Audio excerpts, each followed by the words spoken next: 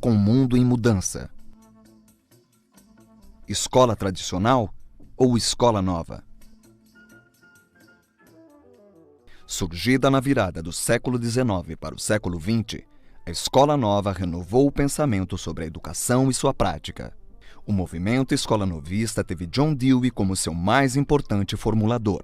Dewey estabeleceu as bases filosóficas que reformularam a ideia do que é educação e modo de ensinar. Ele afirmou que o ensino deve dar-se pela ação, pois o aprender fazendo é um modo de reconstruir a experiência concreta, ativa e produtiva de cada indivíduo.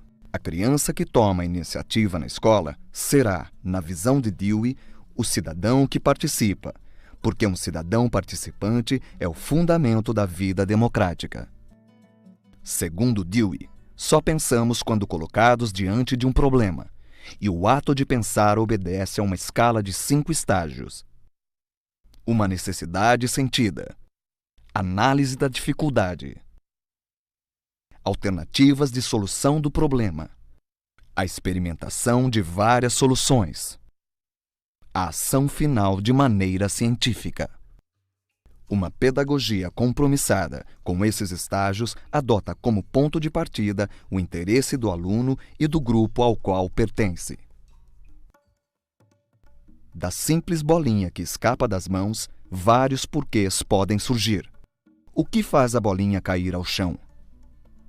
Por que ela rola? O mundo é redondo e gira. Dos Estados Unidos, a filosofia da educação de John Dewey chegou à Europa. Profundamente transformada pela Primeira Guerra Mundial e também ao Brasil. Em 1932, foi publicado o Manifesto dos Pioneiros da Educação Nova, escrito pelo educador Fernando de Azevedo e assinado por vários intelectuais da época. A educação nova se propõe a servir aos interesses do indivíduo e se funda sobre o princípio da vinculação da escola como meio social. Tem ideal profundamente humano, de solidariedade, de serviço social e cooperação. O educador baiano Anísio Teixeira também assinou o Manifesto da Educação Nova e aplicou essas ideias na reforma do sistema de ensino público da Bahia e do Rio de Janeiro. O movimento da Escola Nova renovou os métodos pedagógicos, ao propor um processo de ensino e aprendizagem mais baseado na atividade do aluno do que no discurso do professor. Essa mudança de foco alterou o papel do professor e dos alunos, o que influenciou a relação entre escola e sociedade. Até os anos de 1960, as ideias da educação nova dominaram o pensamento sobre a educação no Brasil. Os anos seguintes marcaram o declínio do movimento por causa da crítica à escola como mantenedora do status quo. Na década de 1970, a ditadura militar impôs um outro modelo à educação brasileira, mais tecnicista. Mas, ainda hoje, quase 100 anos depois de seu aparecimento, o rastro da escola nova está na prática e no pensamento de nossos educadores. Só existirá democracia no Brasil no dia em que se montar no país a máquina que prepara as democracias. Essa máquina é a escola pública.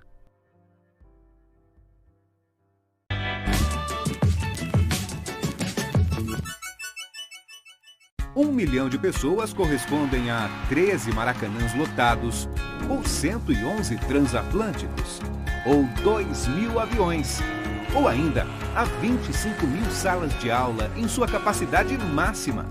Se contarmos em voz alta de 1 a 1 milhão, levaríamos aproximadamente 23 dias para terminar. E se formarmos uma fila, poderíamos ir de São Paulo a Brasília.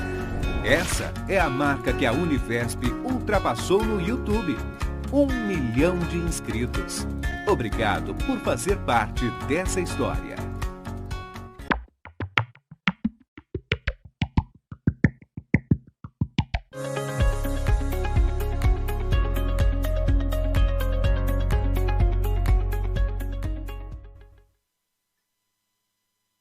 Olá! Olá, muito boa noite, sejam muito bem-vindos à nossa segunda edição do Universo por Elas.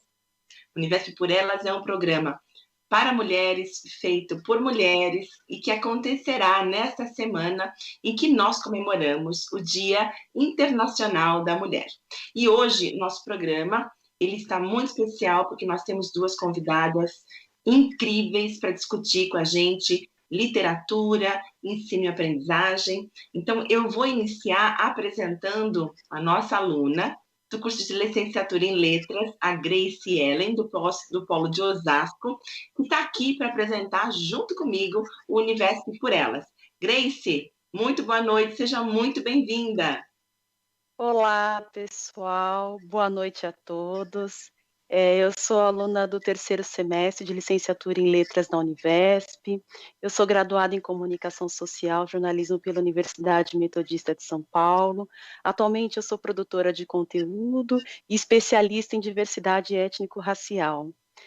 Na área corporativa, eu trabalhei em empresas de tecnologia, de comunicação, financeira, produzi reportagens para a TV, revistas, e tive a oportunidade de realizar intercâmbio em Londres, França, Estocolmo e na ilha de Creta, e estou muito feliz de estudar aqui na Univesp e ampliar os conhecimentos. Que ótimo, Grace. Mais feliz estamos nós de poder contar com a sua participação nesse nosso programa tão especial. Mas, antes de eu apresentar a nossa convidada, eu vou falar um pouquinho só do formato do programa, para a gente poder se organizar, tá bom? Então, o que acontece? Nosso programa, ele é dividido em 2 blocos. No primeiro bloco, nós vamos conversar com a nossa convidada, vamos fazer perguntas. No segundo bloco, nós vamos conversar com você, que está nos assistindo. Então, o que eu peço? A partir de agora, anota, pega um bloquinho, um caderninho ou o seu próprio celular e anote perguntas que você queira fazer para a gente, principalmente para a nossa convidada. Bom, acho que agora está na hora de eu falar um pouco da convidada, né, Grace? É verdade. Então, vamos lá. Então, hoje, tá, nós vamos abordar, conforme eu disse, questões relativas ao mercado de trabalho, dicas profissionais e atividades ligadas aos cursos oferecidos pela Univesp, tá? Só que, assim, o nosso foco sempre está no protagonismo feminino na sociedade. E hoje, em homenagem às mulheres, nós temos uma convidada super especial, que é a Maria de Lourdes da Conceição Cunha, super conhecida como professora Lu. Professora, boa noite, seja muito bem-vinda ao Universo por Elas. Boa noite, Simone, boa noite, Grace, boa noite a todos que estão assistindo. É um prazer muito grande e fiquei muito honrada com o convite. Muito obrigada. Ótimo, nós que agradecemos. Na verdade, eu falei um pouquinho da professora Lu, vou falar um pouquinho do currículo dela e alguns aspectos que chamam a nossa atenção. Então, a professora Lu, ela é professora de literatura brasileira e portuguesa e análise de textos no curso e colégio Objetivo. Ela é mestre em literatura e crítica literária pela PUC São Paulo e doutora em letras pela Universidade Presbiteriana Mackenzie. É autora dos estudos críticos Romantismo Brasileiro, Amor e Morte, sobre a obra de José de Alencar e Maria Firmina dos Reis, e Camilo Castelo Branco, Amores e Personagens Femininas. E do ensaio de A Donzela professora, agora até engasguei, né? Guerreirim, editado pelo em Convivendo com Guimarães Rosa, em Grande Sertão, Veredas, do artigo do Romantismo, a mulher como autora e personagem e gênero, mídia e sociedade, entre outros materiais didáticos, diversos artigos de jornais, revistas, de ampla circulação no Brasil. Uau, professora, a gente fica sem palavras, né, quando a gente tem a oportunidade de conhecer uma pessoa como você, enfim, eu gostaria de saber se tem mais alguma coisinha que a gente pode acrescentar do seu currículo referente à literatura. Olha, Simone, eu trabalho muito com a literatura, principalmente por causa do local em que eu leciono, né, um curso pré-vestibular, e que tem, por exemplo, as leituras obrigatórias, né, para os vestibulares. Então, eu produzo muito material são análises dos livros que são de leitura obrigatória. Fora isso, de vez em quando eu tenho uma cócega, né, vontade de fazer um pós-doc, mas aí eu durmo para ver se passa a vontade, mas não está passando ultimamente. Não, eu acho que não. Pela tua energia, a gente consegue sentir que não. Tá? Mas aí agora eu vou abordar, então, um aspecto muito interessante do seu currículo, professora, que chamou muito a nossa atenção, porque você foi citada no livro País Mal Educado, do Daniel Barros, tá? Deve estar passando alguma imagem aqui para a gente, né? E quando você foi citada no livro, professora, nós sabemos que você fez parte de um projeto que foi realizado numa comunidade em São Paulo e que trouxe grandes frutos em termos de inclusão social e de inspiração didática. Então, Lu, você pode falar um pouquinho para a gente de como foi o projeto, como foi o seu convite, a participação para atuar junto ali com o Daniel Barros, no material que ele publicou? Olha, Simone, o Daniel ele apareceu lá no cursinho pedindo para assistir algumas aulas minhas, não sei de onde ele me descobriu, e ele assistiu aula minha no colégio, assistiu aula minha no curso. E aí, antes dele assistir às aulas, a gente ficou conversando, ele perguntou algumas coisas da minha vida, eu contei, né, o que tinha acontecido, por que eu tinha feito letras, esse tipo de coisa. E passou um tempão, alguns meses, e ele entrou em contato comigo de novo, perguntando se eu gostaria de dar uma aula no colégio, ali na comunidade, próximo ali à comunidade. Eu pedi autorização para a escola, né, para a qual eu leciono, eles autorizaram, porque é sempre melhor a gente fazer as coisas às claras, né? Lógico. E nós fomos, né, até o colégio. E foi muito interessante, porque os alunos estavam todos numa expectativa muito grande. O assunto que eu discuti com esses alunos, eu deixei a professora deles escolher, né? Falei, olha, você escolha o assunto que você quer que eu trabalhe, porque eu ia pegar uma aula dela, né? Sim. E aí ela escolheu Fernando Pessoa, né? E eu gosto muito de Fernando Pessoa, e aí eu fiz a aula, né, com eles. Primeiro eu entrei, eu vi, você conversa um pouquinho com os alunos, porque é diferente, né? O aluno de um colégio particular, o aluno de uma escola pública, os alunos têm realidades diferentes. No cursinho, não. Porque o cursinho, ele junta todo tipo de aluno, né? Então, a gente tem aluno que vem da periferia, a gente tem aluno que vem de uma localização mais elitizada, então está tudo misturado ali. Eu acho que o cursinho é muito democrático nesse sentido, porque os meninos, eles acabam entrando em contato com realidades muito diversas. Sim. Mas ali no colégio, né? Então, primeiro eu sondei e aí mandei bala na minha aula, né? E foi muito interessante, eles ficaram assim, modéstia à parte, né? Eles ficaram meio boquiabertos. E depois eles iam passar uma pesquisa entre os alunos. O Daniel falou, se você quiser ficar na sala, pode ficar. Eu falei, não, eu vou sair porque eu dou mais liberdade a eles, né? Assim, porque às vezes você fica ali e intimida, eles vão falar, não, foi muito bom o tempo todo. Não é isso que eu quero. Eu quero saber os meus erros, eu quero saber os meus defeitos para poder corrigi-los e não repeti-los. E aí eu saí da sala, depois eu voltei, depois que eles fizeram o debate, né?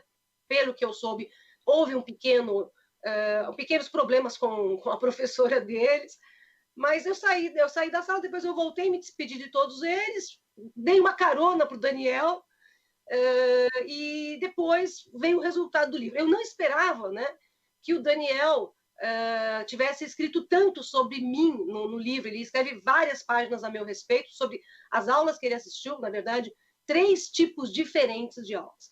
E o que me deixou muito feliz nessa experiência no colégio, na comunidade, foi que os meninos e as meninas, eles tiveram tanto interesse por literatura. Eu até disponibilizei meu e-mail para eles e tudo, depois alguns entraram em contato comigo, e realmente a gente via que os olhinhos deles brilhavam, né? Era uma novidade, assim, um estilo ou um assunto novo eles estavam deslumbrando. Então, foi muito positiva essa minha experiência, né? E poder também auxiliar esses meninos depois, né, da minha participação em sala de aula com eles.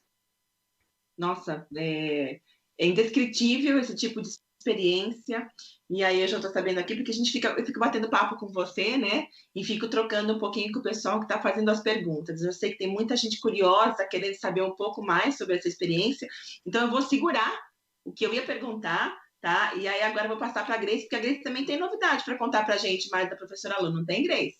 É verdade, sim. Agora nós vamos aproveitar, ver um pedacinho do vídeo no YouTube da professora Lu. Opa, vamos lá. Os poemas do Gregório de Matos também estão em domínio público. O problema que você tem é o seguinte, é que a FUVEST pediu para vocês lerem essa edição, que é uma edição em que o professor José Miguel Wisnik, que é da Universidade de São Paulo, ele fez uma seleção aqui de quase 200 poemas do Gregório de Matos. Veja, este livro você não está em domínio público, mas os poemas que estão nele estão em domínio público. Então, se você tiver acesso. Então, se você não tiver como comprar esse livro, você consegue achar todos os poemas do Gregório de Matos na internet. É só você saber quais são os poemas que o Wisnik colocou nesse livro. Como é que você sabe? O índice. Tá? Pelo índice você já consegue descobrir quais são os poemas que estão aqui, que a FUVEST vai. Perfeito, hein, Lu? Então, quer dizer, você tem um super canal no YouTube, né? E aí a gente foi dar uma olhada, os alunos curtem muito, é um trabalho maravilhoso. E aí eu quero entrar um pouquinho nessa ideia das mídias, porque assim, você interage bastante com os alunos, né? Por meio das mídias. Então, assim, como que você analisa, qual que é a sua perspectiva sobre a influência das redes sociais no aprendizado dos jovens?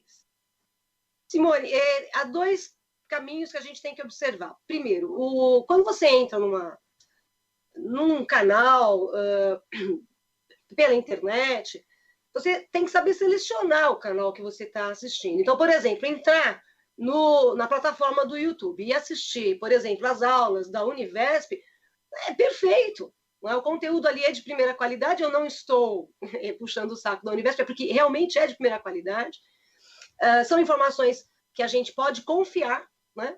Então, é um caminho de informação correta. O problema é que, às vezes, as pessoas, os alunos, acabam acessando, por exemplo, canais ou até mídias de muitos aventureiros. Né? O que mais a gente tem é aventureiro no mundo da literatura, né? Não só da literatura, que a gente está falando de literatura.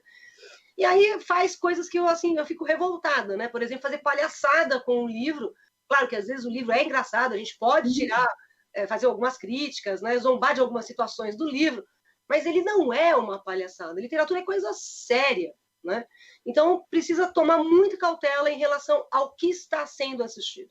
Acho que as mídias têm um lado positivo, acho que é o caminho do futuro, com certeza. A gente pode perceber isso nesses tempos de pandemia, né? Quantas pessoas fizeram cursos, né? Simplesmente usando um computador, se valendo da internet, se valendo de diversas mídias. É o caso de vocês também, muitos cursos que são oferecidos não só no sentido regular, né, de você ter uma graduação, mas muita coisa que vocês oferecem, que dão acesso à informação a muita gente que não vai ter condição de, sabe, chegar lá na universidade, pegar um ônibus, sabe, parar de trabalhar durante o dia para fazer uma faculdade, coisas do tipo. Então, acho que as mídias têm um lado muito positivo, mas tem que ter uma orientação, tem que ter um pouquinho de cautela em relação ao que você está assistindo, em relação ao que você está acessando.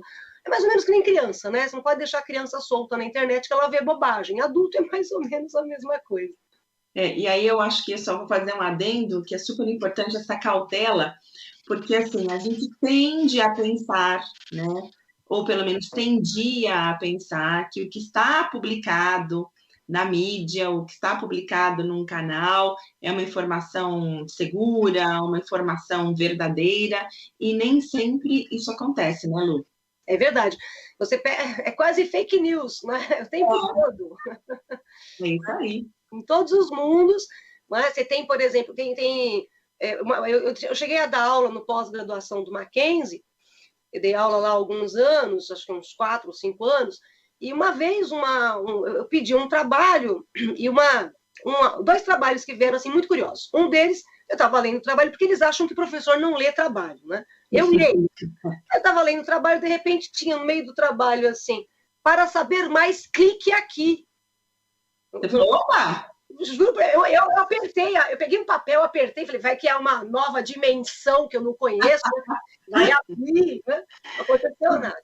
E o outro trabalho que eu achei muito curioso, tinha uma informação totalmente furada, errada, e eu falei, e tinha uma palavra lá que, você sabe, quando você trabalha com alunos, você sabe o repertório e o vocabulário deles, né? Então tinha lá o fulcro da questão. Fulcro não era vocábulo comum, principalmente daquele aluno que eu conhecia da sala de aula. Acho que tá estranho isso. Aí eu fui na internet, digitei aquela frase toda, achei metade do trabalho. Aí eu peguei a outra metade, digitei, achei a outra metade em outra página, né? Então, assim, porque os alunos, eles acham, o professor é medieval, ele não vai acessar a internet, ele não vai descobrir que a gente fez um copia e cola, Ctrl+C, Ctrl+V e acabou, né?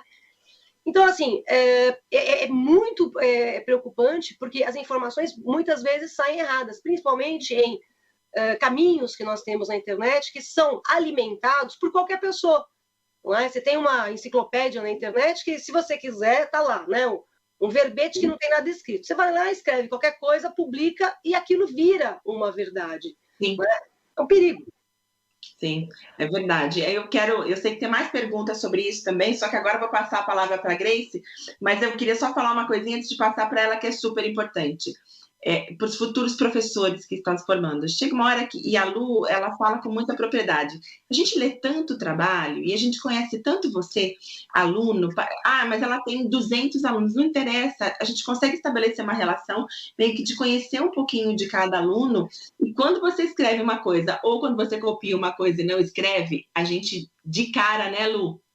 A gente vai e fala, opa, tem coisa errada aqui, e nem sempre precisa ir direto no plagiador, basta ler 1 ou 2 parágrafos para a gente poder entender isso. Bom, Grace, eu vou deixar com você agora, senão eu não paro de falar com a Lu. Vamos lá, né, professora, falando desse mundo da internet, você considera que com as novas mídias o hábito da leitura foi prejudicado? Como que a senhora vê isso hoje? Então, Grace, vamos tirar o senhora primeiro, tá bom? Segundo, as novas mídias, veja, a gente comentou agora há pouco, eu citei que muitos alunos não têm, por exemplo, muitos alunos de muitas pessoas não têm acesso a um livro, porque o livro é caro, né? O livro em papel é caro. O livro também, que você consegue comprar e que vem em PDF ou em outros formatos, às vezes também não é tão barato quanto ele poderia ser. Então, assim, eu acho que existe um lado que realmente favorece o acesso à leitura quando você deixa o produto, né, o livro que vai ser lido, mais barato para ser lido num tablet ou então nesses leitores que nós temos. Então, barateou e é assim, você consegue carregar, eu tenho um desses leitores, eu acho que eu tenho 1.500 livros que estão lá, né? Alguns que eu uso sempre, outros que não estão lá, que eu quero ler um dia, né? Um dia. E eles estão ali, então eu carrego para onde eu preciso. Então, porque às vezes fica difícil você carregar um monte de livro, não é? Eu vou fazer uma palestra em algum lugar, preciso levar os livros. Normalmente eu levo, mas no livrinho lá, no leitor eletrônico, isso fica mais fácil. Mas principalmente barateia muito o acesso ao livro. Agora, eu achei esse é o lado positivo. Agora, tem um lado negativo, né, porque esses meios para leitura de livro, então, por exemplo, um tablet ou então mesmo um leitor, eles não são tão baratos, né? A gente cai de novo no mesmo problema. Nós vivemos num país em que grande parte da nossa população, infelizmente, não tem dinheiro para comprar comida, né? Como é que eles vão comprar um tablet? Se bem que a gente sabe que alguns fazem uma forcinha e conseguem comprar. É que vai comprar um leitor, né? Então, acho que a gente poderia ter, não sei se existem, pode até ser que existem, eu não tenho essa informação, projetos, né, facilitadores do acesso mais barato a tablets. Eu sei até de uma empresa que vende mais barato para a educação, mas o mais barato deles ainda é muito caro, né? Então, eu acho que as mídias, elas podem realmente favorecer a leitura e estimular a leitura, né? Porque você lê num ônibus, você lê... Se bem que eu faço uma restrição à leitura em ônibus, que você tem outras preocupações no ônibus, né? O assaltante, né, que vai roubar a tua mochila, o teu tablet, esse tipo de coisa. Mas, assim, é uma coisa que você pode carregar com você e ler em qualquer momento. Então, tem um lado muito positivo, né, nessa democratização do livro, né? Nesse sentido, eu acho legal. Então, Lu, você está falando da democratização do livro, né? E aí, assim, como que a gente pode incentivar, né? Se você tem alguma dica para dar, porque, assim, de fato, é muito complicado, né? O não acesso, equipamentos para digital que são mais caros, de que forma, sabe, incentivar? Dá alguma dica para gente? Simone, eu costumo dizer que a leitura é hábito, né? É um hábito que você desenvolve desde pequenininho. Então, quando você é criança, sua mãe, seu pai te ensinaram a tomar banho, a escovar os dentes, né? E isso é um hábito, são hábitos tão impregnados em nós que se a gente não escova os dentes ou não toma banho, a gente não se sente completo no dia, né? A leitura é a mesma coisa, né? É um hábito que você tem que, sabe, e é uma sementinha que você tem que regar todo dia na criança, né? Vamos pensar em criança primeiro. Então, por exemplo, eu acho que às vezes, tem muita gente que faz restrição, né, com relação a quadrinhos. Nossa, a gente tem quadrinhos tão bons, né? A Turma da Mônica, por exemplo, eu acho genial, eu adoro. Quando eu quero descansar um pouco, lá eu pego um quadrinho da Turma da Mônica, dou uma lidinha e fico feliz, né? Então, assim, começar com esse tipo de literatura variada, né, em recursos um pouco visuais, para atrair essa criança para o mundo da leitura. Depois você vai mudando um pouquinho o repertório dela e ela vai crescendo, acostumando com a leitura e vai se tornar um hábito. O problema é quando você já é grande, né? Já é gente grande e não tem o hábito da leitura. Então, eu acho que esse é um papel muito importante do professor, né? Que é despertar a curiosidade no aluno. Então, por exemplo, um livro é muito bom, é você mostrar para o aluno que aquele livro tem tais pontos que são muito bons e que têm contato com a sua realidade. Né? Não é você pegar, por exemplo, o Machado de Assis, ele fala do mundo do século XIX, mas o mundo do século XIX é muito parecido com o do século XXI, em diversos aspectos. Então, eu acho que nesse sentido estudando o livro junto com os alunos, eu acho que você vai despertando curiosidade neles e eles vão começar a gostar do mundo da literatura. Eu acho que é um caminho que é, para nós, professores, muito prazeroso. Uma das coisas que mais me dá felicidade na profissão é quando um aluno, eu termino um curso, e o aluno diz assim para mim: olha, professora, eu aprendi a gostar de literatura com você. Isso, para mim, é muito... Lá pronto, começo a desidratar aqui. É muito bom, é muito rico, né, para mim, né? Então, acho que plantar a sementinha e ir regando. Mas também não mentir. Acho que o professor não pode mentir, porque existem algumas obras que realmente, alguns textos que realmente são ruins. A gente não pode falar que, por exemplo, eu vou falar uma coisa que o pessoal vai ficar revoltado. Tudo do Machado de Assis é extraordinário. Não é? Tem coisa que ele escreveu que não é tão boa, como todos nós. Tem dia que a gente escreve bem, tem dia que a gente escreve mal, não é? Então, acho que, olha, esse texto que vocês estão lendo, ele não é tão bom, mas vamos achar os problemas desse texto para que vocês não produzam textos parecidos, né? Quer dizer, despertar o olhar crítico do aluno, no sentido positivo de uma obra literária ou também, às vezes, negativo. Professor, e falando de obra literária, quais são seus autores preferidos? Grace, faz isso comigo não, menina. Difícil, dou aula de literatura. Já que você perguntou, vamos lá, vamos a alguns. Peraí, o programa tem quantas horas mesmo?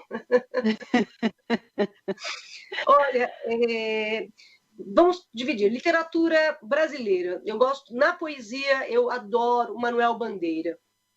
Né? Gosto muito do Drummond, né? Mas o Drummond, que me desculpe, o meu preferido é o Bandeira. Né?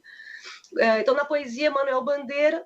Na prosa, Guimarães Rosa. Né? Eu acho Guimarães Rosa fantástico, genial. Né? Não desmerecendo outros. Bom, você perguntou os que eu mais gosto. Na literatura portuguesa, na poesia, é o Fernando Pessoa. É um dos maiores poetas da língua portuguesa de todos os tempos. Então, Fernando Pessoa, na poesia. Na prosa, Camilo Castelo Branco. Né? Eu fiz doutorado no Camilo Castelo Branco, que é muito injustiçado nas escolas. Né? Ele é muito injustiçado. Por que ele é muito injustiçado? Porque o pessoal só lê Amor de Perdição, Amor de Salvação, A Brasileira de Prazins e parece que acabou por aí. Né? Não, o cara tem mais de uma centena de obras. Ele é genial. E o Eça de Queiroz. E na literatura africana, que eu gosto muito, Mia Couto. Né? Mia Couto é o meu amado, né? Que conversa muito com Guimarães Rosa. Então, seriam esses 5, assim, para a gente começar e terminar, né? Porque não podemos continuar. E como que você acha que esses autores eles podem contribuir com a percepção de um mundo atual que nós vivemos?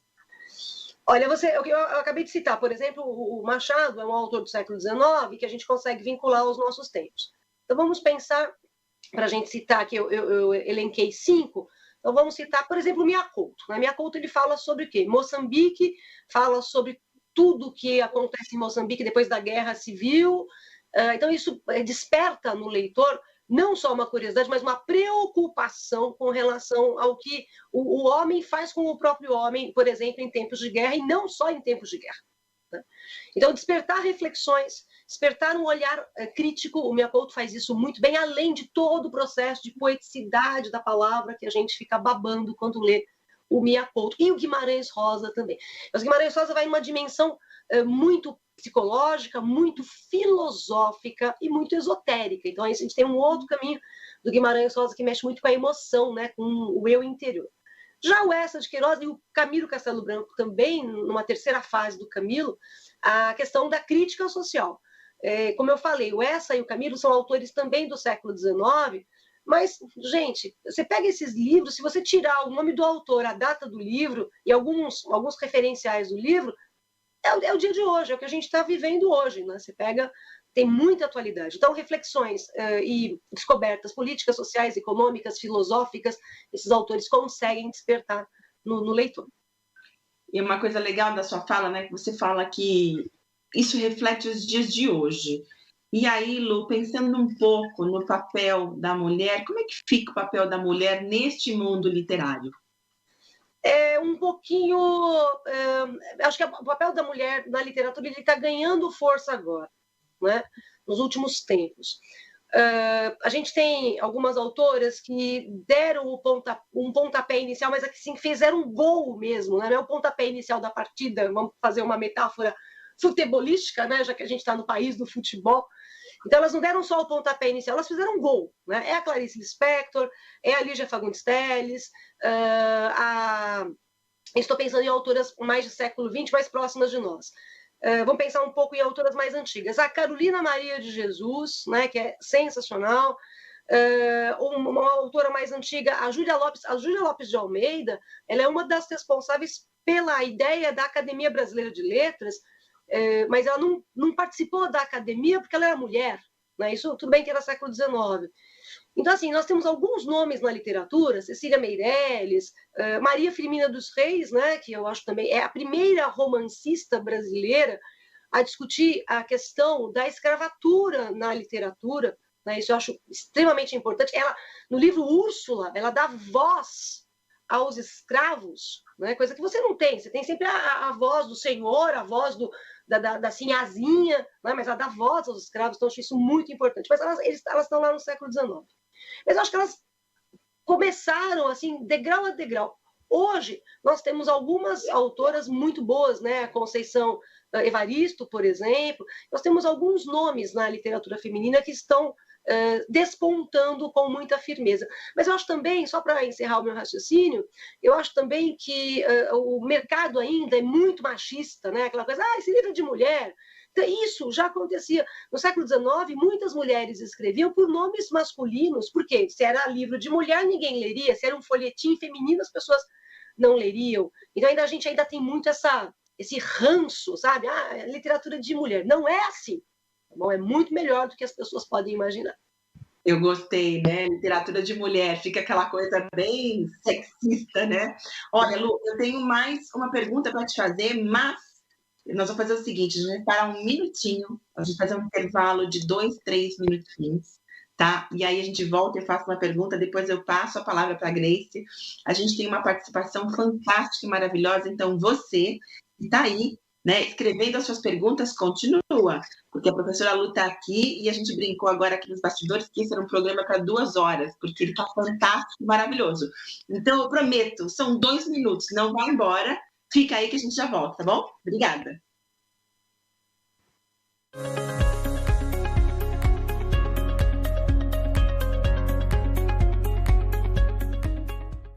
Eu sou Taitiane, sou responsável pela disciplina Projeto Integrador para a Pedagogia 4 e também pela disciplina Política, Organização e Estrutura da Educação Brasileira. O que mais me encanta na minha área de ensino é poder trabalhar com a aplicação do conhecimento, é poder observar que os estudantes podem modificar as suas realidades, as escolas onde eles trabalham. Nós partimos de um momento onde a educação ela foi imposta, ela foi colocada. A educação ela é a ferramenta de transformação do mundo. Somente a partir de um povo educado é que nós podemos promover a mobilidade social, com certeza. Vou apresentar algumas questões a respeito de direitos e deveres relacionados à educação. O conhecimento para as pessoas de uma forma geral, ele modifica a vida pessoal, ele modifica formas de pensar, formas de interagir no mundo, forma de se relacionar com as outras pessoas. A palavra tempo, em português, pode designar vários significados. A educação à distância, para o aluno, requer uma dedicação ainda maior do que a educação presencial, porque o aluno ele precisa organizar os seus próprios horários de estudo e para o professor é uma nova forma de trabalho, né? Então o professor precisa reinventar suas aulas, precisa pensar nos recursos que utiliza, nas formas de comunicação que são diferentes, mas ela é uma realidade no mundo e ela também precisa ser uma realidade aqui no Brasil.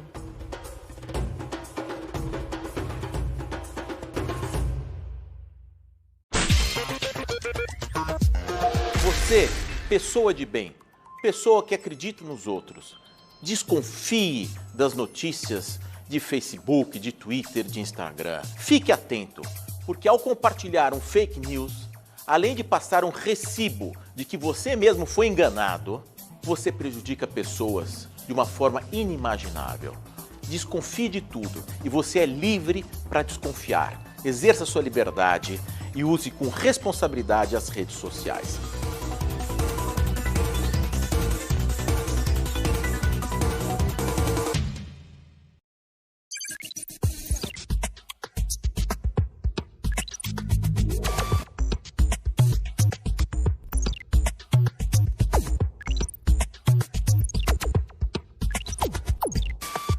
Um canal de educação à distância nunca levou você tão longe.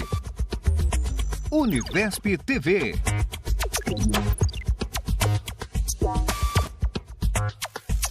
Educar com cultura.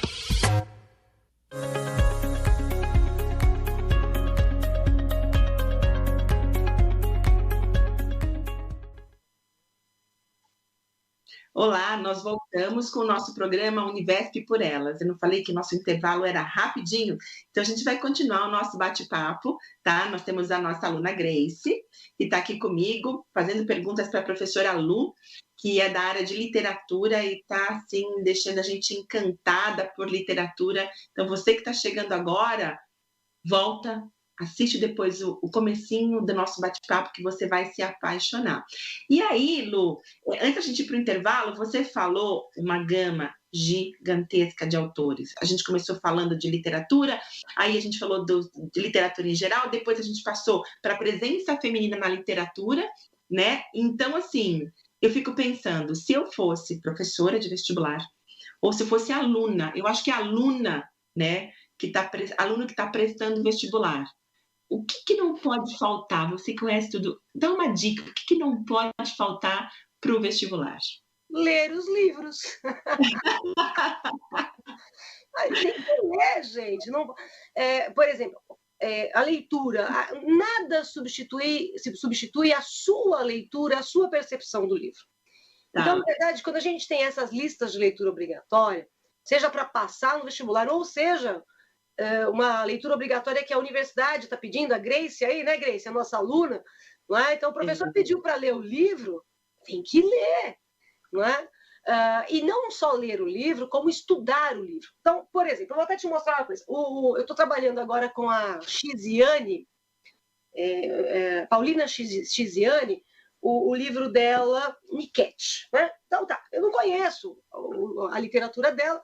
Então, o que eu estou fazendo? Eu estou me munindo de tudo quanto é material possível. Então, tem aqui esses dois, tem a obra dela, tem literatura feminina, ó, vou mostrar para você aqui, ó. Peraí, o da Paulina Chiziane Niket chama, uma história da poligamia, não sei se dá para vocês verem direitinho aí, acho que sim, tá vendo? Essa aqui é uma leitura obrigatória para o vestibular da Unicamp desse ano. Literatura africana também é que eu gosto, né? Então, para mim é um deleite. Mas aí, ó, aqui, por exemplo, eu tenho agora aqui pertinho de mim duas obras, né? Tenho mais por aí espalhadas em algum lugar, mas não dá para pegar. Então, por exemplo, ó, eu vou estudar isso aqui, tá? Eu vou estudar isso aqui para poder fazer um material em que a gente não pode se ocupar só com resumir a historinha, né? A gente tem que fazer a análise do livro. Então, todo estudante de letras ou não, né? No caso, um pré-universitário, né? Um vestibulando, o ideal seria ele ler a obra e também estudar as coisas sobre a obra. O grande problema é que normalmente o pessoal só vai ler as obras no ano da prova. Eu quero ter que estudar física, química, biologia, matemática, que, aliás, né, eles dão muita preferência, às vezes, à área de exatas mais do que a de humanas, e aí acabam não conseguindo ler o livro. Então, tem que organizar um plano de estudos de modo que ele leia o livro na íntegra. E depois ele vai buscar outros materiais, então aulas na Univesp, aulas no YouTube, ou análises críticas, sempre observando quem é que está fazendo aquela análise. Tá? Isso é muito importante. Perfeito. Quais são as principais mudanças que vêm ocorrendo nos últimos vestibulares e também as principais exigências que as bancas examinadoras solicitam? Então, as universidades, antigamente, para você entrar numa universidade, se você decorasse um monte de regrinhas, então, por exemplo, literatura. Então, se você soubesse que o arcadismo, o barroco, vamos pegar uma coisa que é mais conhecida, o barroco se caracteriza pelo jogo de oposição, pelo homem em dúvida, né?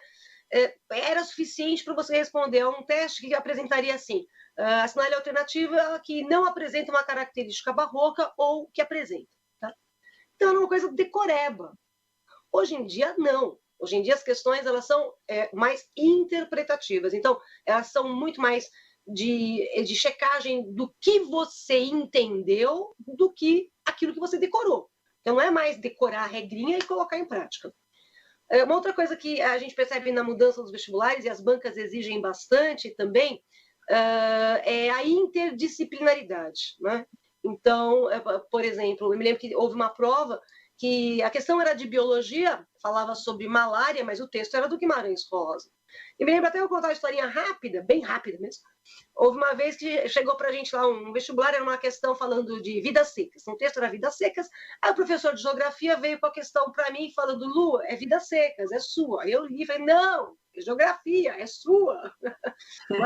Porque, na verdade, servia para os dois, mas era uma coisa mais pontual de geografia. Então, a interdisciplinaridade é muito importante. O que as faculdades desejam, e vocês que estão na universidade, né, sabem muito bem, o que a gente quer são alunos capazes de refletirem, de pensarem. Nós queremos alunos pensantes, nós não queremos alunos papagaios, sabe, que sai por aí repetindo. Isso não vai trazer nenhum tipo de benefício para a evolução da humanidade, né? Sim, perfeito. E aí, assim, observando para a sua trajetória, para a formação desse aluno, eu vou voltar para a mídia de novo, tá? Porque você tem podcast, né, com conteúdo bem interessante. Como que você seleciona, Lu, esse conteúdo? O que te atrai? O que te motiva, né, nos podcasts?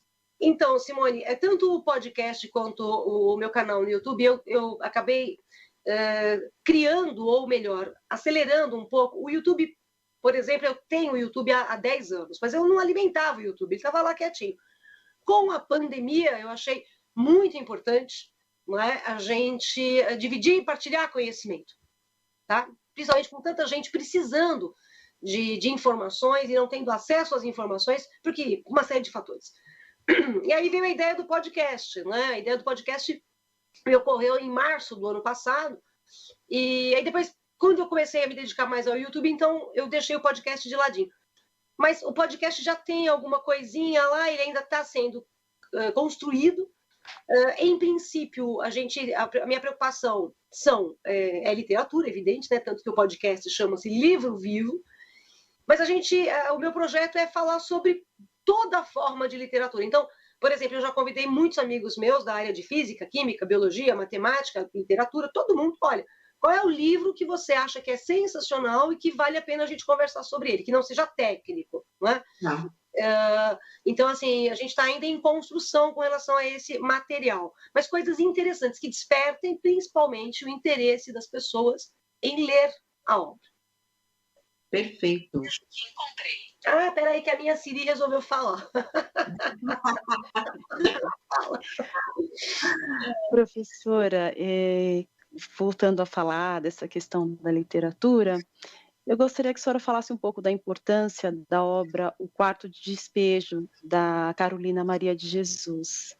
Carolina Maria de Jesus, eu acho que ela é uma mulher exemplar, né? Acredito que a maioria das pessoas, não vou acreditar nisso, acho que não, minoria, conhece a história da Carolina Maria de Jesus, embora ela esteja muito em evidência nos últimos tempos. A Carolina Maria de Jesus era uma mulher que ela nasceu em 1914, se eu não me engano, em Sacramento, e aí ela veio para São Paulo, morava numa favela ali no Canindé, né, que tinha ali perto do clube da Portuguesa de Desportos, né? E ela catava papel no lixão, e os papéis que ela pegava em branco, ela usava para escrever o diário. Então, a Carolina Maria de Jesus, ela não tem só o quarto de despejo. Inclusive, o quarto de despejo é muito maior do que... Eu tenho o quarto, tá aqui, ó. Está aqui junto com as minhas mulheres, né? Aqui são algumas. Eu tenho muito mais sobre mulher, mas não está aqui comigo. Ó, quarto de despejo, está aqui, né? Deixa eu enquadrar para vocês, tá? Quarto de despejo está aqui.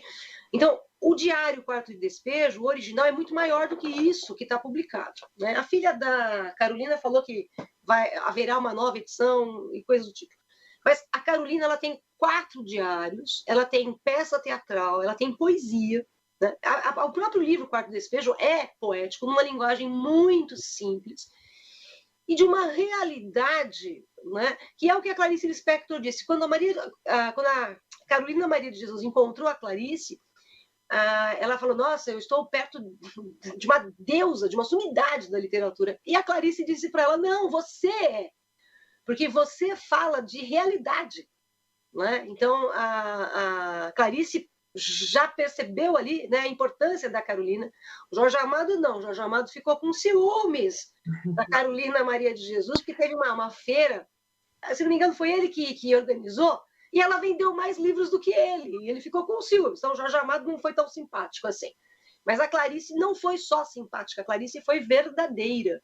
Então, acho que a Carolina, ela é uma autora que agora está ganhando muito espaço, não é? E merecido, né? Demorou, mas merecido. Vale a pena ler Carolina Maria de Jesus, é um exemplo. Lu, eu já estou anotando todos. Na verdade, aquilo que eu te falei, você está trazendo para mim, aqui desse lado, um despertar incrível da literatura, e eu adoraria fazer um monte de perguntas para você, mas eu estou aqui porque a gente vai acompanhando aqui nos bastidores, tem muita gente querendo fazer pergunta, então o que a gente vai fazer agora é o seguinte, eu vou encerrar este primeiro bloco, que é o nosso bate-papo, né? E aí a gente vai começar agora a fazer as perguntas, tá? Das pessoas que estão participando para você, que tem muita gente curiosa com muita coisa, eu acho que você vai adorar, tá? Então, Grace, vamos combinar a nossa dinâmica. Eu faço uma pergunta, você faz outra? Com certeza, vamos lá. Então, vamos lá. Então, vou fazer a primeira, que é da Mariana dos Santos. Ela diz assim, Lu, qual foi o primeiro livro que você lembra de ter lido? A Fada Cacetinha. É verdade. Eu era criança, a minha irmã ganhou um livrinho de uma professora dela, eu ganhei outro, eu me lembro da Fada Cacetinha. Aí depois eu fui para Rei Arthur e seus Cavaleiros, né? Mas foi a Fada Cacetinha, assim, já que é o primeiro de quando eu era criança. Muito bem.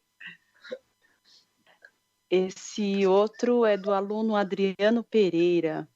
Como conquistar um aluno em sala de aula? Ai, Adriano, eu acho que, primeiro, falando numa linguagem que eles compreendam. Quando eu digo falar numa linguagem que eles compreendam, não é obrigatoriamente você usar, e aí, mano, beleza, tá ligado? Só. Também pode usar, mas não é isso que eu tô dizendo. O que eu tô dizendo é que Existem muitos professores que entram na sala de aula com, sabe, com aquela soberba, né? Olha, eu sou o professor, eu mando na sala de aula. Não vai ganhar o aluno, meu filho. Sabe? Se essa é a tua técnica, esqueça. Você tem que mostrar para o aluno que você não é um inimigo dele, pelo contrário, você é um parceiro da ampliação do conhecimento dele. Então, é nesse sentido que eu estou dizendo, falar a linguagem do seu aluno e mostrar muito afeto. A gente tem uma juventude, pelo menos eu percebo isso, o número de pessoas com depressão, de alunos depressivos que a gente tem é muito grande. Então, eu acho que o afeto, o carinho... Uma coisa que os meus alunos reclamaram muito o ano passado foi a falta de abraços, né? Porque normalmente na sala de aula, quando eu entro ou quando eu saio da sala de aula, quando termino a minha aula, eles vêm, eles abraçam, e eu abraço mesmo, não é aquela coisa de, não, é abraço, é verdade, é trocar energia ali, né? E eles estão de muito afeto, né? Eu acho que é o caminho. Claro que separando as relações, né? Eles são alunos, nós somos professores, mas afeto a gente pode partilhar. Tá, então aí eu vou aproveitar o tema, tá? Que você está falando um pouquinho, mas só para lembrar aqui que eu tenho uma pergunta, só para a gente deixar, senão as pessoas ficam chateadas. O Marcos Santos, né? Ele também pediu, né? Ele pediu para você dicas para quem pretende seguir a carreira docente. Então, você deu algumas, você tem mais alguma coisa para a gente completar aí para bater um papinho com o Marcos? Sim, Marcos, eu acho assim, para você seguir a carreira de professor, você tem que ter, primeiro, coragem. Não é fácil entrar numa sala de aula. Então, coragem, energia positiva, muita dedicação, muito estudo e sempre se manter atualizado. Tá? Você tem que estar acompanhando o progresso. O Graciliano Ramos diz no São Bernardo, né, com relação a uma personagem, que ela parou no tempo e aí o trem do progresso atropelou a personagem, ficou para trás. Nós não podemos. Professor, ele é continuamente estudante. Nós nunca deixaremos de ser estudantes, né? Então, eu acho que principalmente estudo e saber do que você está falando. E outra coisa, só para completar, eu faço isso na sala de aula. Quando um aluno me pergunta aquilo que eu não sei, eu falo, não sei. Tá, olha, pessoal, isso eu não sei, mas eu vou pesquisar e aí eu respondo para vocês depois. E eu realmente pesquiso e levo a resposta. Não adianta você inventar uma resposta para o aluno achar que, nossa, ele não sabe. Não, não tenha vergonha. Estamos aprendendo a cada dia. Nós somos seres em contínuo aprendizado, não só os professores, todo mundo. Tá? Então, sem empáfia, sem arrogância, eu acho que é um caminho. Perfeito. Muito bom, professora. Tem a Amanda Lisboa, ela quer saber que livro que está lendo atualmente. Niquete, a história da poligamia. Não é? Mas eu tenho um que é do Mia Couto, Mulheres de Cinzas, que está aqui. Mulheres de Cinzas, está aqui, inclusive, ó. Eu estou com o volume 1, tá? Esse aqui, inclusive, está, dá licença, gente, autografado pelo próprio Mia Couto, não sei se dá para vocês verem ele. Parabéns! Então, esse aqui é um que está aqui para eu ler já tem um bom tempo, né? Mas agora, por causa do trabalho, eu estou com a história da poligamia. Legal. Perfeito. Lu, eu vou fugir, a gente tem mais algumas perguntas muito relacionadas à leitura, só que tem uma muito interessante, que ela é de uma abrangência gigante, principalmente para nós brasileiros, que é da Leia Cristina. Tá? Então, a Leia escreve assim: no Anuário de Competitividade Mundial de 2020, o Brasil está em último lugar no fator educação, né? Que, na verdade, é no 63º lugar e em declínio, né? Como explicar, em resumo, né, isso? Olha, Léa, é difícil a gente explicar essa situação, mas acredito que as pessoas tenham deixado de lado a educação. Se a gente observar a história, né, o percurso da educação, você pode ver isso, por exemplo, no livro do Daniel Barros, que é O Brasil, País Mal Educado. O Brasil realmente é um país mal educado. A educação nunca foi de interesse, principalmente das nossas autoridades que estão nos altos escalões, que poderiam favorecer a educação no nosso país. Então, se as nossas autoridades não estimulam a educação, os nossos alunos também, sabe, as pessoas também vão deixar de lado. A minha mãe conta uma história, eu acho que a família é muito importante nesse despertar do interesse pelo estudo, e estudo mesmo sem você ir para a escola, porque às vezes você não pode ir para a escola, mas você pode estudar. O Machado de Assis é autodidata, a Maria Firmina dos Reis é autodidata, né? Então você pode estudar também sozinho se você não tiver acesso a uma escola. Também vale, né, a gente ter vontade. Então, quando você não tem o Estado te favorecendo o caminho para o estudo, então você tem que correr atrás, infelizmente. É assim a realidade do nosso país e não só do nosso país. Mas a minha mãe conta uma história que é a seguinte, que quando a gente estava na escola, eu e minha irmã, a professora perguntava assim, quem vai colocar o filho no ginásio? A minha mãe nem sabia o que era ginásio, mas ela levantava o dedinho e falava, eu! E ela falava, filha, tem que estudar, tem que estudar, tem que estudar. Hoje a minha mãe fala, filha, para de estudar um pouquinho. Antigamente era isso. Então, acho que tem que ter alguém que estimule o estudo, independentemente do indivíduo ir para a escola ou não. Subir nesse ranking, não sou pessimista não, tá? Eu sou muito realista. Eu acho que subir nesse ranking é uma coisa que eu não vou ver nessa encarnação.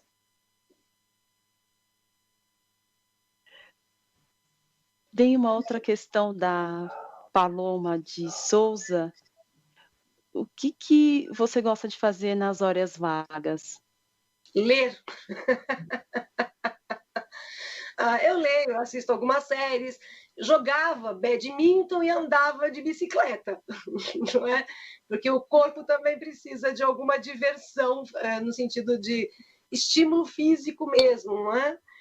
Então eu exercito um pouquinho do corpo e muito da mente, né? Mais da mente do que do corpo. Mas é ler e ler. E ler, perfeito. Sabe que toda vez que a gente faz uma pergunta, né, eu fico aqui caladinha, né? Porque a gente combinou que eu e a Grace, ela fazia uma e eu fazia outra, então a gente tem vontade de emendar uma pergunta na outra, né? Mas vamos lá, olha, o que a gente tem aqui agora, a Aline Oliveira perguntando, né, Lu, como que a gente pode despertar nas crianças o gosto pela leitura? Porque você falou bastante, tem falado bastante da sua infância, da influência, você falou da sua mãe agora de levantar o dedinho e tal, então você teve estímulo e você é educadora, como que a gente estimula? Uma coisa que eu falei agora há pouco é você criar o hábito na criança.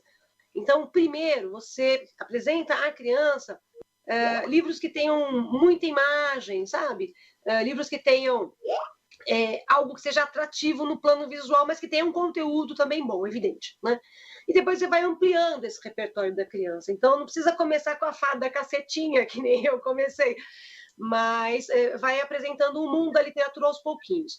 E senta com a criança, leia junto com ela, faça uma leitura meio dramatizada, não vai ler aquela coisa mecânica, né? Então, Joãozinho pegou o pão. Não, tem que dar ânimo, assim. Joãozinho pegou o pão.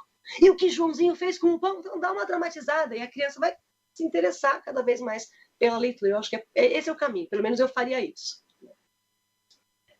Essa veio do Paulo Rufino, de Paris. Ele agradece à Univesp pela iniciativa da live de literatura e gostaria de perguntar a importância da escritora Maria José Duprá na literatura brasileira. A Maria José Dupré, ela teve muita importância na nossa literatura, inclusive a obra dela chegou a ser adaptada para fio para TV, né? Mas assim, a Dupré, eu acho que ela é uma autora mais para adolescentes mais novinhos. Agora, eu acho que algumas obras da Dupré são muito tristes, então a gente tem que tomar um pouco de cuidado, porque se a gente já, como eu falei, a gente tem muito aluno depressivo, então se você ficar estimulando muita leitura que joga o aluno para baixo, isso é preocupante, não é? Mas ela não tem eu diria o seguinte para você aí de Paris, né? Eu diria o seguinte, nós temos, a Dupré é muito boa, mas nós temos algumas autoras que superariam o Dupré numa recomendação como leitura para os estudantes. Perfeito. Eu tenho uma agora da Fátima Cunha. Ela pergunta, o que a professora acha de Camões? Eu conheço essa Fátima Cunha. Camões é um dos maiores poetas da língua portuguesa. Nós temos 3 grandes poetas na língua portuguesa, em ordem cronológica. Camões, Fernando Pessoa e Carlos Drummond de Andrade. Eles não são os maiores, eles estão acima dos maiores. Então, maiores são os outros, eles estão assim numa estratosfera inalcançável, eles são fantásticos. Camões é belíssimo, principalmente os sonetos do Camões são maravilhosos. Perfeito. Grace? E como incentivar a produção de textos para os jovens? A produção de texto, eu costumo dizer o seguinte, que quanto mais você ler, melhor você lerá. Quanto mais você escrever, melhor você escreverá. Então, você vê o perfil da tua turma, você vê o perfil do seu aluno. Então, tem aluno que escreve muito bem, vamos supor, poesia. Tem aluno que escreve romance, tem aluno que escreve crônica. Né? Então, acho que estimular dentro daquele padrão que o aluno tem mais facilidade. Mas apresentar outras possibilidades de escrita. Né? Então, professor, eu sei fazer muita poesia. Tá, mas vamos tentar escrever uma crônica hoje? Né? Que é para você dar uma abertura. Às vezes, os alunos não escrevem porque eles não conhecem os gêneros possíveis de escrita. Tá bom? Perfeito. Olha, a gente está chegando para o finalzinho, tá? Do nosso programa. Ele passou muito rápido. Grace, eu quero saber se você agora, né, como aluna, que pergunta você quer fazer para a Lu, entendeu? Eu estou te pegando meio de surpresa aqui, porque tem bastante aluno da Univesp, eu já vou começar a mandar abraço. Você, como aluna que está aqui encantada, vamos fazer uma pergunta? Professora, como aluna, né, de licenciatura, eu gostaria de saber como incentivar a criança na leitura e principalmente no trabalho da alfabetização, que é um desafio hoje, né? Então, eu acho que no sentido de alfabetização, Grace, eu tenho colegas que são muito mais competentes em apresentar essas soluções, né? O pessoal da pedagogia tem várias técnicas para facilitar esse processo de alfabetização. Mas, assim, dentro da minha área, o que eu posso te falar é o estímulo, não é? A leitura simples, começar com coisas simples, para não assustar uma criança, né? Para ela ir montando, vamos montando as letrinhas, vamos descobrir, olha só, isso aqui que está escrito, rosa, pega uma rosinha, mostra. Então, com coisas muito simples. Eu acho que o mecanismo mais bem-vindo para o ensino e o aprendizado é a simplicidade, tá bom? Lu, eu vou fazer uma linha agora, porque assim, eu estou muito encantada. Diz pra gente. Você é encantadora, você traz pra gente o sonho, você desperta a literatura na gente, tem uma energia incrível, absurda. Qual que é teu segredo? Conta pra gente. Olha, eu acho que o segredo, principalmente, é eu ter uma família por trás de mim que me apoia, né? Eu tenho uma mãe, eu tenho uma irmã, eu tenho um primo, eu tenho um namorado, eu tive um pai que souberam me dar a estrutura do que é a vida e o que é o amor. Então, eu acho que eu tenho muito a agradecer a eles. Eu acho que esse é o segredo da minha energia e da vontade de fazer as coisas da melhor maneira possível. Né? Eu acho que é a família que eu amo, tá bom? Que bom, a gente ficou todo mundo emocionada, você e aí, e a gente aqui. Então, gente, eu adoraria continuar, acho que eu ficaria aqui com a Lu. Na verdade, eu vou ficar um pouquinho nos bastidores, eu preciso contar para vocês, porque eu não vou me aguentar. Eu estou super emocionada com o que ela disse, eu acho que o amor é o que traz vida para a gente. E para você, aluno, né, da Univesp, e aluna da Univesp que escolheu essa profissão, pega esse... Lógico, tudo que a Lu disse tem muita importância, mas esse finalzinho do segredo dela, eu acho que é a nossa grande essência. Você, Grace, é incrível. Este não é o meu primeiro momento online, ao vivo com você. Eu sempre me encanto com a sua presença, com a tua seriedade, maturidade, o teu currículo. É um prazer gigante de estar aqui junto com você. Muito obrigada pela sua participação. É um prazer participar com todos vocês, é uma honra, professora Simone, e é uma honra, professora Lu, estar aqui participando. Estou muito feliz mesmo. Ótimo. Eu só vou agradecer agora a Leisa Silva Rosa, tá? Que está aqui parabenizando a nossa live, tá? Estudante de Pedagogia do Polo Céu Vila Atlântica. Muito obrigada pelo carinho de participar com a gente. Lu, eu falei que não ia perguntar mais nada, mas é rapidinho. Você tem algum livro para indicar? Alguma coisa gostosa para a gente nessa pandemia? Tem um monte. Livro, quando a gente está falando da mulher, rapidinho, História das Mulheres no Brasil, da Mary Del Priore, é importantíssimo. Sejamos Todos Feministas, da Chimamanda Adichie, acho que é assim, que é uma nigeriana novinha, que está muito bom. A Guerra Não Tem Rosto, da Slevana Jvajajaja, tá? E a Vicêncio da Conceição Evaristo, acho que são obras que, no momento, na Semana da Mulher, são as que eu tenho para indicar para o pessoal. Perfeito. Lu, muito obrigada, encantada. Para mim é um prazer muito grande te conhecer e estar com você. Muito obrigada. Olha, eu que agradeço imensamente o convite e gostaria de agradecer não só a vocês, mas gostaria de agradecer também a minha família mais uma vez e aos grandes amigos que eu tenho que me impulsionam cada vez mais para cima. E um recadinho para as mulheres: se afastem de quem coloca você para baixo. Minha filha, vai atrás da sua energia para cima. Tá bom? Perfeito, gente. Muito obrigada. É isso aí. Tem mais um conselhinho aqui da Lu. Pega o amor e essa energia para cima. E para mim é sempre um prazer estar com você aqui todas as noites dessa semana. Não esquece, amanhã a gente tem mais Univesp por Ela. Muito obrigada, boa noite a todos e até amanhã. Tchau, tchau. Tchau.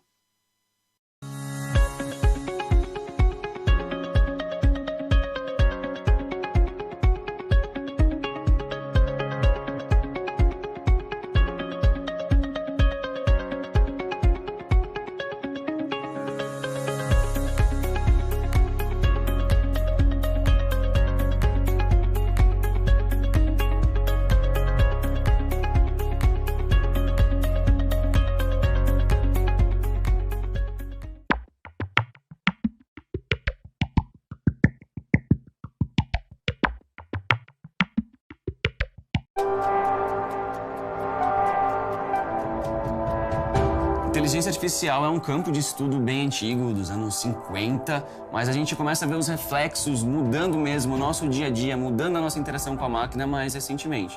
Aliás, você já parou para pensar que o melhor dos nossos assistentes pessoais